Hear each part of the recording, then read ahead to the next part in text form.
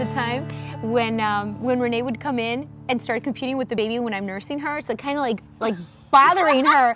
But he's like bothering her, like in her face as she's nursing, and she's kind of like punching him, like get away, it's mine.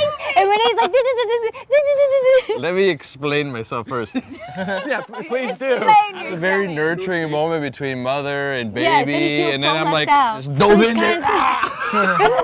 So then the next thing in the morning, I'm like, hey, would you like some of that in your coffee? It's so nice to hear about a good breastfeeding experience because, you know, in my life, I've had sort of the opposite. You know, for us, we wanted to so badly. He never latched. We went through 7 different very expensive lactation consultants.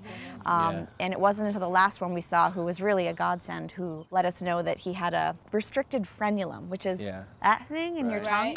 So we got it cut. It's a minor surgery. He still couldn't latch, so we ended up pumping exclusively. It was really heartbreaking, and I mean, when Steve had to go back to work a couple weeks into it, I mean, I would be sitting there in tears because Leo would be screaming, you know, and I would be sitting there like, I can't attend to you because I need to pump your food. Our doctor told us to give it 24 hours on just formula, and he was way calmer. Ultimately, we found out about 6 weeks in that he was allergic to all milk protein, including my own. And once we switched him to this special hypoallergenic formula, he was a completely different baby. And I finally started enjoying being a mom. We had, you know, a similar experience where I was breastfeeding, and he was just every night from 5 to 11, he was just crying uncontrollably. So I called the doctor and I explained to him what's going on, that, you know, I'm going to get a divorce because the kid just doesn't stop crying, and it's just so stressful, and our marriage just isn't the joy that we envisioned. So then the doctor was like, well, how set are you on breastfeeding? I said, I want to breastfeed, but I want what's best for my family and my child.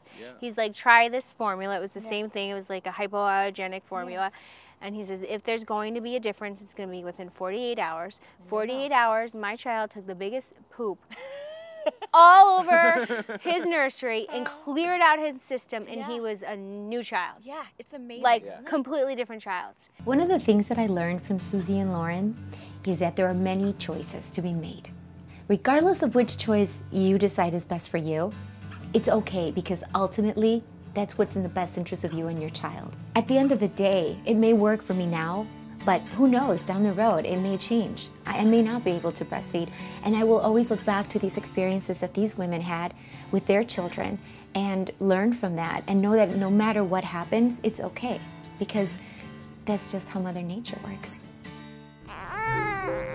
A touch can now be more calming, thanks to Pampers Sensitive, the only sensitive diaper and wipe clinically proven mild on some of the most sensitive skin.